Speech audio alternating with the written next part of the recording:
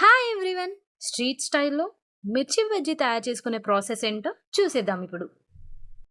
First ఒక కప్‌లో 1 cup of శనగపిండి, ఒక టేబుల్ స్పూన్ బియ్యపిండి, పావు స్పూన్ పసుపు, 1 టేబుల్ స్పూన్ కారపొడి, రుచికి సరిపడా ఉప్పు, ఒక పించ్ ఆఫ్ బేకింగ్ సోడా, వంట సోడా అండ్ కొంచెం ఓమ అలా నలుపుకొని వేసుకొని 2 table spoons of medium hot ఆయిల్‌ని అందులో వేసుకొని, హాఫ్ టు 3/4 కప్ ఆఫ్ వాటర్‌ని అందులో వేసుకొని, మనకు కావాల్సిన కన్సిస్టెన్సీ వచ్చే వరకి బ్యాటర్‌ని రెడీ చేసుకోవాలి.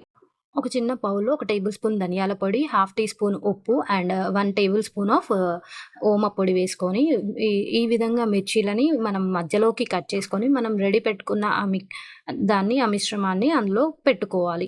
మిర్చి తడి లేకుండా ఈ పిండిలో డిప్ చేసి ఆయిల్‌లో డీప్ ఫ్రై చేసేసుకొని తీసేసుకోండి.